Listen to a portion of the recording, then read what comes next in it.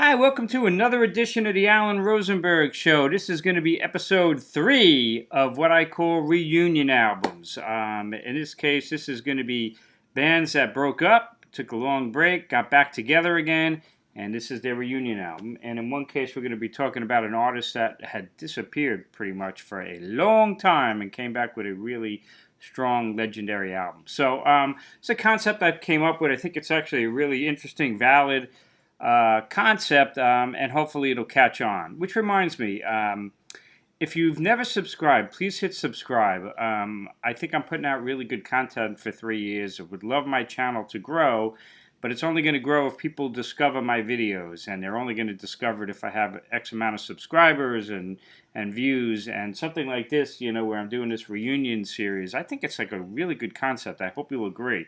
But we'd love for people to discover it over time. So enough with the public service announcement. Let's get started with episode 3 of reunion albums. And I got about, 7 of them right here. So let's do it. We're up to letter D. So this is like D through J. Let's start with this one. This is an interesting one, the Jefferson Airplane. So, their last album that I really loved was back in '69, which was Volunteers, a classic Airplane album for sure. But after that, they did Bark in like '71. What was the other one? Long John Silver, I think, was in '72, and that was it. Then, of course, you had the Starship, who had a great run, especially I love, Red Octopus and Dragonfly and Spitfire. And then different variations of Starship, etc. And then in 1989, the Stones had a huge comeback. Not that they officially went away, but a comeback with Steel Wheels. The Who also had a huge tour in '89 for their anniversary. And even Floyd was still on the road, I think, with a momentary lapse of reason from like '87. So the Jefferson Airplane decided to reform in 1989 as well, kind of jump on the bandwagon, and they released a self-titled album, Jefferson Airplane. It was not a huge hit, unfortunately. It was produced by Ron Nevison. Now, he had been working with latter-day Starship, stuff like that album I like, Freedom at Point Zero, he did, and Modern Times, Nuclear Furniture, I think he might have done as well. So they brought him in to produce Jefferson Airplane. It's kind of a pretty produced album for the Jefferson Airplane. But it's not half bad. I mean, I liked Planes. Now, Planes, I think, was a leftover from the KBC band. I have that CD as well. That was another offshoot of the Airplane Starship kind of stuff. Summer of Love was a good track as well. That may have also been left over from KBC. But True Love, I think that was a minor hit single. It's an okay album, a little produced for the Jefferson Airplane, but nothing to be embarrassed about. So that's the first reunion album. Let's keep going this way. This is probably the most famous, best of the lot, really. Marianne Faithful. So I'm a fan for sure. Marianne Faithful, well, her last hit album was give or take around 1966. And she was that beautiful, pretty girl and good singer. She did As Tears Go By. And then she fell on hard times. Homelessness, massive drugs. All you have to do is read her book. And did they ever make the movie, or they're still making a movie of her life? Fascinating story. But come back to 1979, and she released Broken English. And you talk about an amazing comeback, man. This album, it's a completely new artist. You would never recognize her voice. It's choking from cigarettes, and her look, and she's just wearing on her sleeve everything she had been going through all of those years. And it's all right here on the grooves. And Broken English is an experience. The title track, I mean, every song in this is great. Ballad of Lucy Jordan, Working Class Hero, the John Lennon classic. No offense to John Lennon's version, which is great, but I think Marianne Faithful owns it at this point. And then, of course, Why'd You Do It? One of the greatest songs. I love that track. And the most brutal song you'll ever hear about infidelity, and some great language in that. She doesn't push back at all. She didn't actually write that song, but that's okay. It's a really great album. Broken English, An unbelievable comeback from Marianne Faithful, and she continues to this day. I mean, I love the follow-up was Dangerous Acquaintances. In fact, this is a more commercial album, and I love this album. Eye Communication, So Sad, For Beauty's Sake, Intrigue, amazing. And you want to hear a great live record? Check out Blazing Away. Oh my God. This is an incredible live album. So there you go. Marianne Faithful. What an amazing reunion album. Let's keep going. We'll go to the letter E. And next up, very different, is Emerson Lake Palmer, one of the all-time great progressive bands. And they did Love Beach back in 1978, this infamous album. The Bee Gees cover, a lot of people call it. They just tried to hold on and become more commercial, and it clearly didn't work. And that was the end of Emerson, Lake and Palmer. And then they tried to reform a little bit. Like 8 years later, they did Emerson, Lake and Powell, and then there was To the Power of Three, like in '88. And they finally got the band back together, Emerson, Lake and Palmer, and they did Black Moon, which came out in 1992. So a long break from 78 to 92. What is that? 14 years, if my math is correct. And I thought it was a pretty good comeback. It's not the greatest Emerson, Lake and Palmer album, but it's a good mixture. You got that Asia kind of working out where it's progressive, but at the same time you want a commercial, and that is not an easy thing to do. But it's got a big sound, the big produced sound.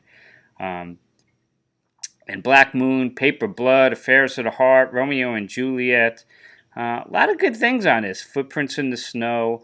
I really like it for what it is. Black Moon from Emerson, Lake and Palmer. They toured heavy for that. They released this live record live at the Royal Albert Hall with a video. And it was a fine, enjoyable performance for sure.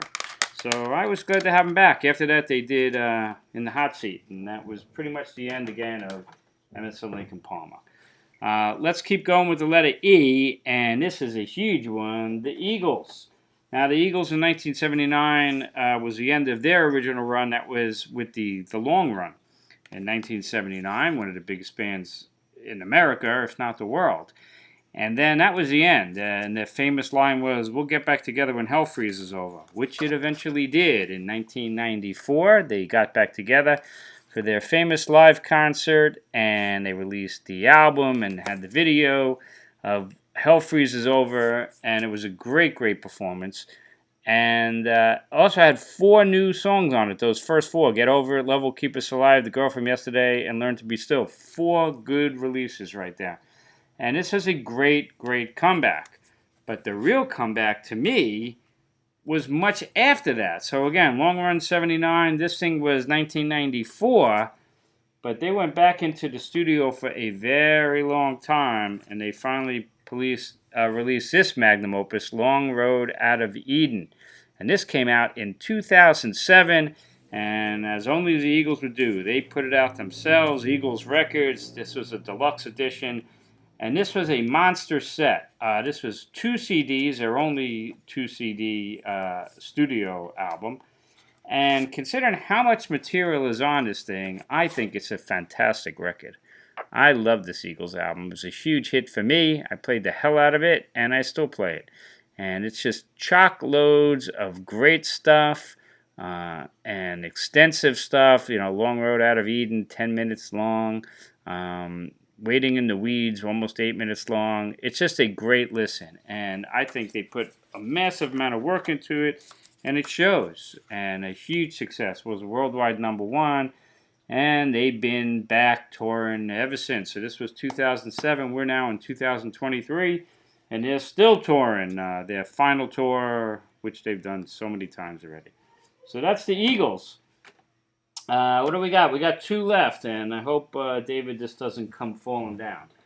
But let's go to this one. I'm a big fan of Grand Funk, and a band I just don't think gets any kind of respect that they deserve. Grand Funk released this album, Good Singing, Good Playing. This was their final studio release, and this was in 1976. And this album was not a hit. It was produced by Frank Zappa. And Frank Zappa actually plays on one of the tracks. And I thought this was a great, great album. This is the CD version, which is not so easy to find. But this is a killer Grand Funk album. But it bombed, unfortunately. I don't know why, but it did. If you ever track this album down, you should get it because it's a really, really good Grand Funk album. But that was 76. That was the end of the band, pretty much, until 1981.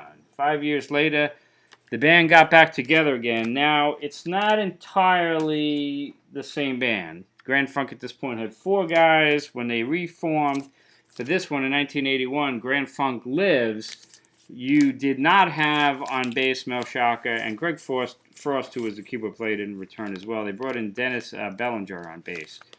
But this is a really good record. You know, it's not the greatest album of all time, but it's nothing to be embarrassed about. It's a good record.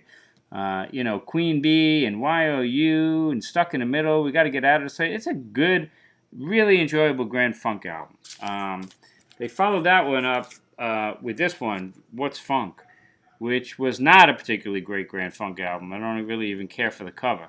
But there you have it. That was the end of Grand Funk to this day. Well, they did come back and toured, and they did the Bosnia Live album, which was great also. But this was the end of them studio-wise. So Grand Funk Lives, a fine release from Grand Funk in 1981. That leaves one more, pretty famous one for all you rock and rollers. Ooh, that almost went down. We're talking Deep Purple. So Deep Purple, Come Taste the Band, was the album they did, one of the albums they did with Tommy Bolin. That was back in 1975, where they had a different sound. And then that was the end of Deep Purple for quite a while.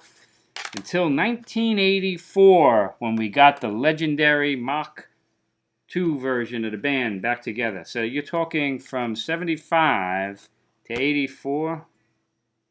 What is that, like 9 years? 9 years for them to release Perfect Strangers.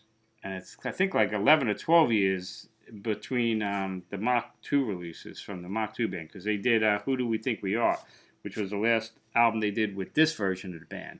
So it was great having Richie Blackmore in, and they did Perfect Strangers. Here it is on vinyl. And, you know, fine release. I really like this for a Deep Purple album, for sure. Knocking At Your Back Door is amazing. The title track, I thought Perfect Strangers was great. A lot of good things on this album. Produced by Roger Glover and Deep Purple. And just nice to have, you know, Glover and Blackmore and Gillan and Lord and Ian Pace back together for this fine release back in 1984. This was the Innergate Fold. So that was a really good one. So there you have it, folks. Episode 3. Oh, they followed that up with the slide. They toured for that album, and they did Nobody's Perfect, which is the live album from that tour. And you get live versions there of Knocking At Your Back Door and Perfect Strangers. There's a 2 CD version of this as well. So there you have it, folks. Episode 3 of Reunions. What do you think of these albums? What do you think of the series? I'll keep it going. What are we up to? Letter J. I'll keep going. Some favorite and memorable reunion albums. I think it's a cool topic. Hope you enjoy it. Please check out my other videos. I got playlists so you could kind of easily find things that you're looking for by theme. And most importantly, thanks for watching and stay safe, stay healthy. And I'll see you next time on the Alan Rosenberg Show.